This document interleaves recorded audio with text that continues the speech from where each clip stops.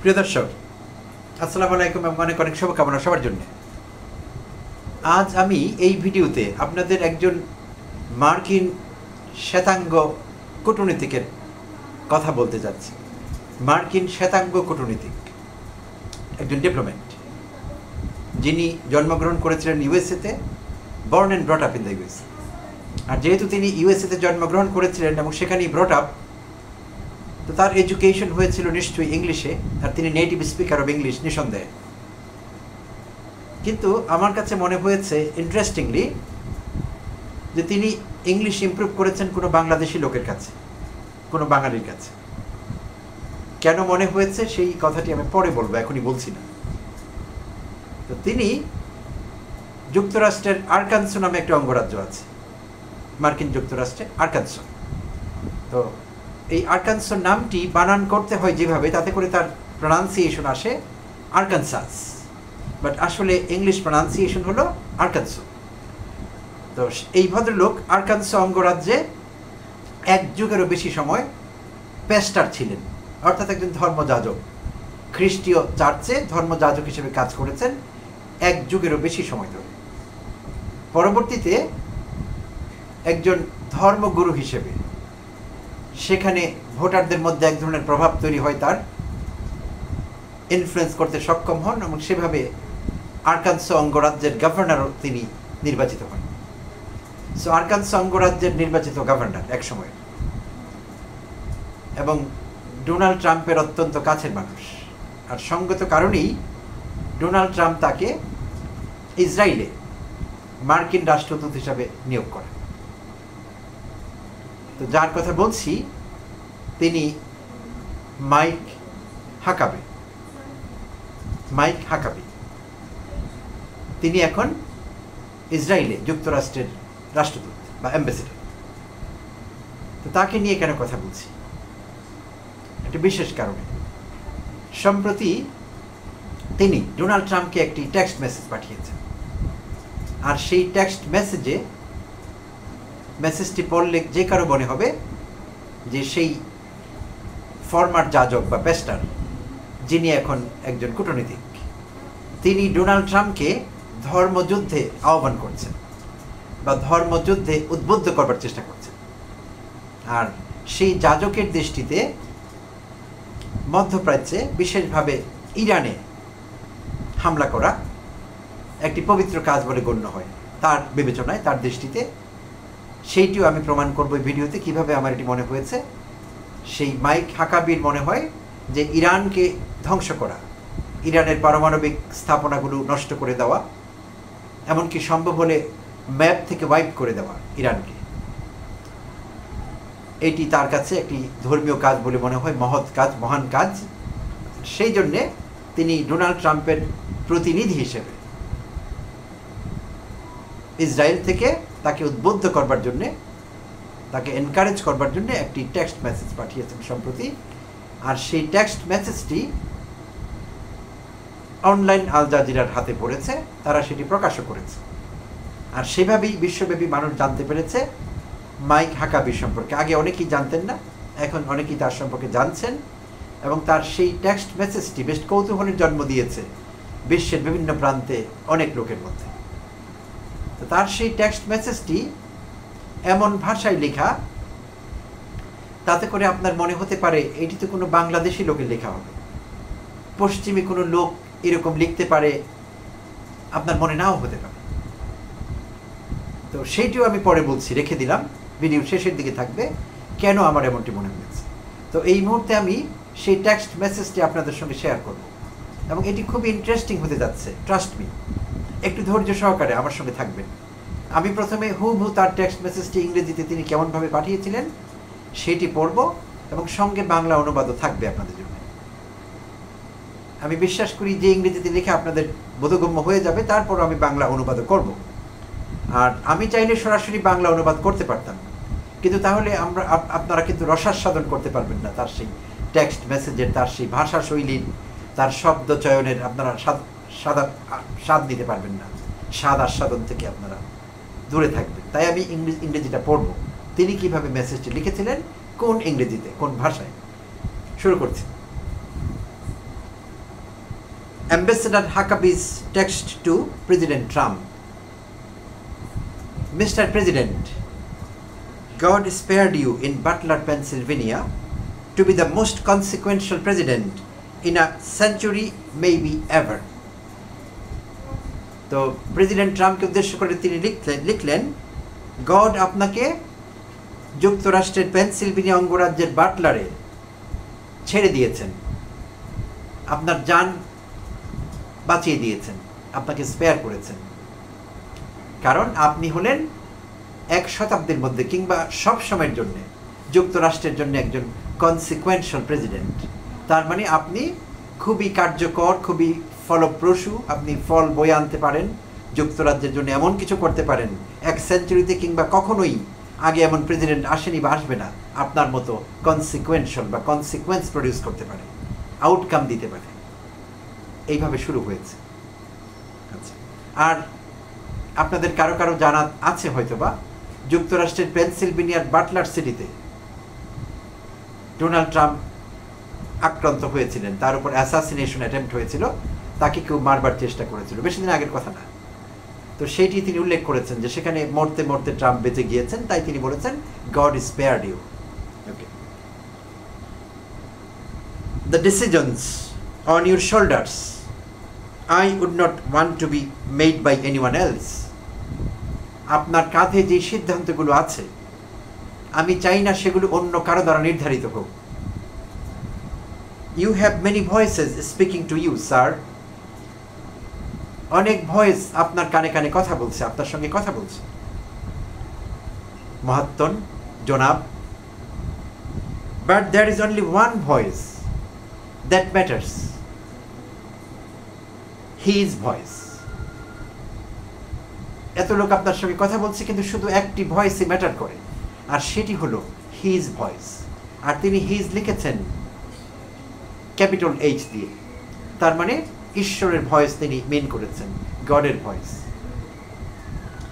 I am your appointed servant in this land and am available for you, but I do not try to get in your presence often because I trust your instincts. I am your appointed servant in this land. তিনি এখন ইসরায়েলে আছেন, তো সেটি বলছেন তার appointed servant, সেবক বা চাকর ইসরায়েলে, যুক্তরাষ্ট্রের প্রেসিডেন্ট ট্রাম্পের তিনি সেবক, খাদেম বা চাকর। অ্যান্ড অ্যাভেলেবল ফর ইউ, আপনার জন্য সবসময় আমি অ্যাভেলেবল, আপনার ডাকে হাজির হবার জন্য, লাব্বাইক বলবার জন্য আমি এক পা সামনে দিয়ে আছি। But I do not try to get in your presence often. আমি আপনার দৃষ্টিতে খুব ঘন ঘন আসতে চাই না। আমি আক্ষরিক অনুবাদ করছি না, ভাবানুবাদ করছি। Because I trust your instincts. আর সেটির প্রয়োজনও নেই, কারণ আমি আপনার ইনস্টিংক্টস বা আপনার ভিতরের যে সত্তা, ভিতরের যে প্রবৃত্তি, সেটির উপর আমার আস্থা আছে, আমার ট্রাস্ট আছে। আপনি যা কিছু করছেন ভালো করছেন, ভালোই করবেন, সে আস্থা আমার আছে। আপনার ইনস্টিংক্টস ঠিকভাবে কাজ করছে, তাই আমি আপনার সান্নিধ্যে ঘন ঘন যাবার চেষ্টা করি না বা আপনার নজর কাড়বার চেষ্টা করি না, প্রয়োজন মনে করি না। No president in my lifetime has been in a position like yours. আমার জীবদ্দশায় কোনো মার্কিন রাষ্ট্রপতি আপনার অবস্থানে আসতে পারেনি। আপনি যে অবস্থানে আছেন, যে উচ্চতায় আছেন, কেউ আসতে পারেনি। Not since Truman in 1945. অন্তত 1945 সালের পর থেকে, যখন ট্রুম্যান ছিলেন যুক্তরাষ্ট্রের প্রেসিডেন্ট। তো এখানে একটু ব্যাখ্যার দরকার আছে। 1945-এ দ্বিতীয় বিশ্বযুদ্ধের শেষের দিকে ট্রুম্যান ছিলেন মার্কিন যুক্তরাষ্ট্রের রাষ্ট্রপতি বা প্রেসিডেন্ট, আর তার নির্দেশেই হিরোশিমা নাগাসাকিতে পারমাণবিক বোমা ছড়ে পারমাণবিক হামলা হয়, মার্কিন বোমারু বিমান সেখানে পারমাণবিক হামলা চালায়। সেই জন্যে এই প্যাস্টার বা তথাকথিত ধর্মযাজক সেই ট্রুম্যানের সেই কাজটিকে, অর্থাৎ সেই হিরোশিমা নাগাসাকির বম্বার্ডমেন্টকে গ্লোরিফাই করবার চেষ্টা করছেন, মহিমান্বিত করবার চেষ্টা করছেন, যে ট্রুম্যান ছিলেন সেই 1945-এ, তারপর আর কেউ আসেনি এত মহৎ, এত মহান যুক্তরাষ্ট্রে। I don't reach out to persuade you. আমি আপনাকে পারসুয়েট করবার বা কনভিন্স করবার চেষ্টা করছি না। বা পারসুয়েট করবার জন্য আপনার কাছে পৌঁছতে চাচ্ছি না, অনলি টু এনকারেজ ইউ, আমি শুধু আপনাকে উৎসাহিত করতে চাই। I believe you will hear from heaven, and that voice is far more important than mine or anyone else's. আমি বিশ্বাস করি আপনি স্বর্গ থেকে আওয়াজ পাবেন, শুনতে পাবেন, আর সেই ভয়েস, সেই স্বর্গীয় ভয়েস আমার নিজেরটির থেকে অন্য যে কোনো কারো কাছ থেকে বেশি গুরুত্বপূর্ণ। You sent me to Israel to be your eyes, ears and voice, and to make sure our flag flies above our embassy. আপনি আমাকে ইসরায়েলে পাঠিয়েছিলেন আপনার চোখ, কান এবং কণ্ঠস্বর হবার জন্যে, এবং এটি নিশ্চিত করবার জন্যে যে আমাদের দূতাবাসের উপর মার্কিন পতাকা পথ করে উড়ে। My job is to be the last one to leave. আমার জব হবে এই পোস্ট থেকে, এই দূতাবাস থেকে যদি সবাই ত্যাগ করে, এই দূতাবাস ত্যাগ করে যেতে হয় সবাইকে, তাহলে আমি হব লাস্ট পার্সন। আমি শেষ মুহূর্ত পর্যন্ত অপেক্ষা করব, ছাড়বো না এই জায়গা। I will not abandon this post. আমি এই পোস্ট ছেড়ে যাব না। Our flag will not come down. আমাদের পতাকা অধোগামী হবে না, নিচের দিকে নেমে আসবে না। You did not seek this moment. আপনি এই মুহূর্তটি বেছে নেননি। This moment sought you.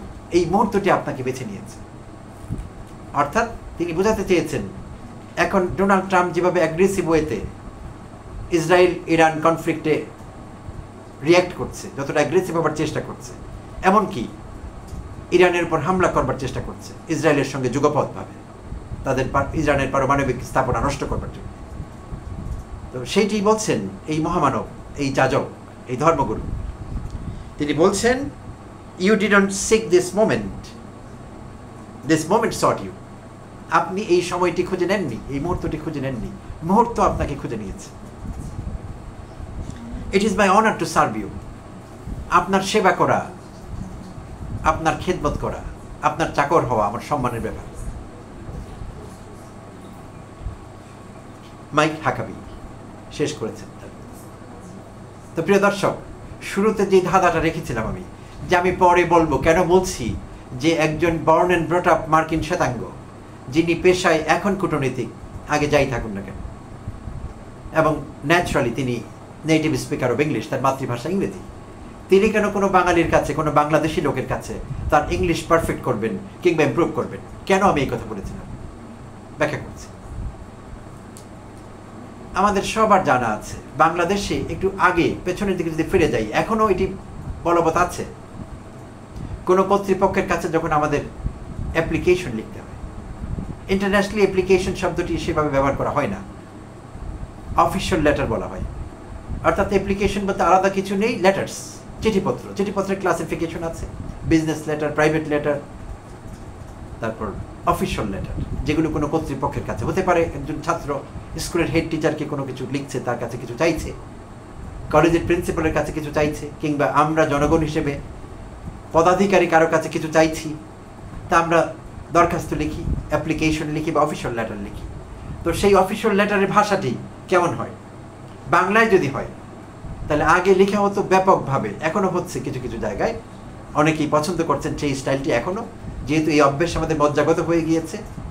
তাই আমরা বাংলায় হলে লিখছি, অধীনের বিনীত নিবেদন এই যে, তারপর শেষে লিখছি, আমার এই আবেদন মঞ্জুর করিয়া আমাকে চিরকৃতজ্ঞতা পাশে আবদ্ধ করিবেন।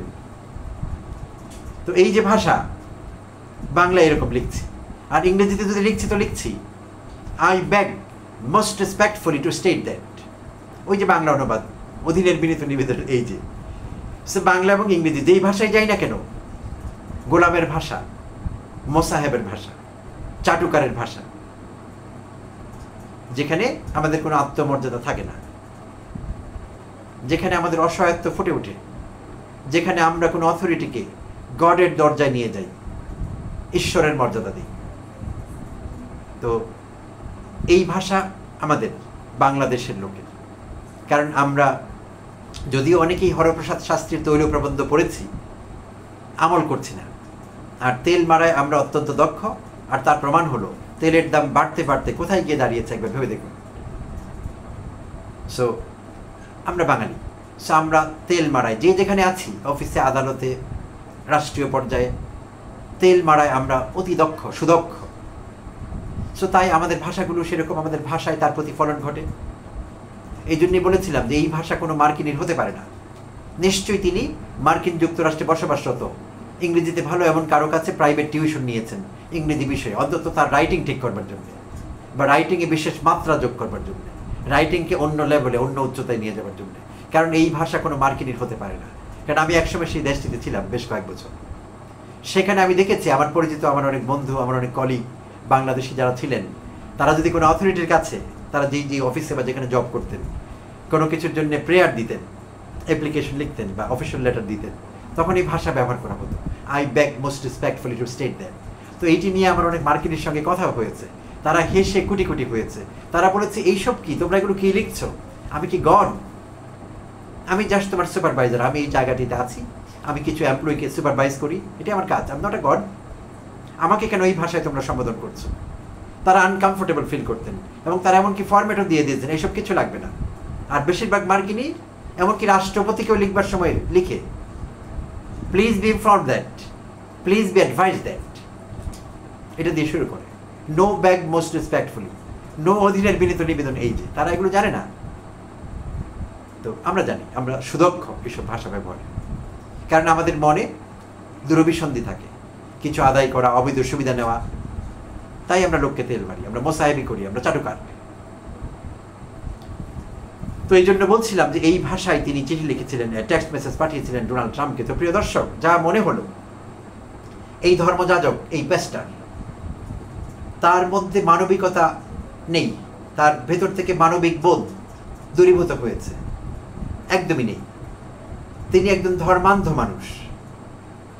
তিনি ঈশ্বরের নাম নিয়ে তিনি ডোনাল্ড ট্রাম্পকে বলবার চেষ্টা করছেন যে ডোনাল্ড ট্রাম্প ঈশ্বরের বাণী শুনবেন যেদিন ঈশ্বর তাকে বলবেন ইরানের পারমাণবিক স্থাপনা ধ্বংস করে দেবার জন্য, ইসরায়েলিদের সঙ্গে যুগপৎ হামলা করে ইরানকে বিপর্যস্ত করবার জন্য, সেখানে নিরীহ মানুষ মারবার জন্য। আর ট্রাম্প ঈশ্বরের কাছ থেকে এসব বাণী শুনবেন, সেই আশা এই যাজক করছেন। সো এই যে অতি ধার্মিকেরা, অতি ধার্মিক হলে কি বিবেক থাকতে নেই, বুদ্ধি থাকতে নেই, সব কিছু বিসর্জন দিতে হয়?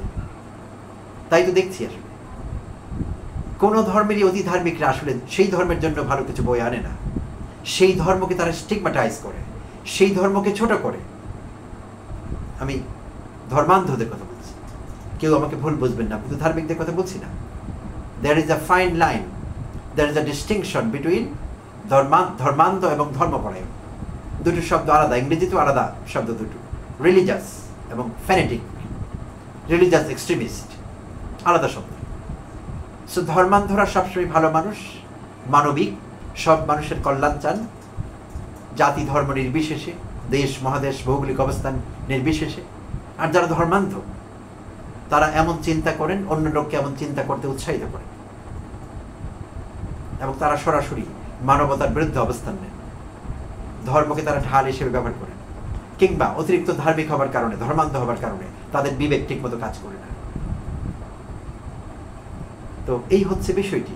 আর ট্রাম্পের আচরণ থেকে আমাদের এইটি মনে হচ্ছে, কারণ ট্রাম্প যেসব কথা বলছেন যে যুদ্ধবিরতি না, যুদ্ধবিরতি বা সিজ ফায়ার বা ট্রুস, এগুলো তো ছোটখাটো বিষয়, এগুলো করে লাভ নেই, এর চেয়ে বড় কিছু তিনি করবেন। তার যেভাবে তিনি রণতরী মধ্যপ্রাচ্যের দিকে পাঠাচ্ছেন বা পাঠিয়ে ফেলেছেন অলরেডি, যেভাবে তিনি তার ফাইটার্সগুলো ইউরোপের দিকে পাঠিয়েছেন, রিফুয়েলিং ফাইটার যেগুলো আছে বা এয়ারক্রাফট যেগুলো আছে, সেগুলো দিয়ে যেভাবে মহড়া দিচ্ছেন, বা তার অন্যান্য গতিবিধি যেদিকে যাচ্ছে, তাতে করে মনে হচ্ছে তিনিও একটি বিশাল আক্রমণের জন্য তৈরি হচ্ছেন, যেটি করা হবে ইরানের বিরুদ্ধে এবং ইরানের উপর, তেহরানের উপর বিশেষভাবে। আমাদের এটি মনে হচ্ছে। তো এই মাইক হাকাবি দ্বারা কতটুকু অনুপ্রাণিত হলেন ডোনাল্ড ট্রাম্প, সেইটি দেখবার জন্য আমাদের খুব বেশি সময় বোধহয় অপেক্ষা করতে হবে না। বাট আমরা কায় মনোবাক্যে চাচ্ছি এটি না ঘটুক, তাদের সকলের মধ্যে শুভবুদ্ধির উদয় হোক, মানবিকতার জয় হোক, এটি আমরা চাচ্ছি।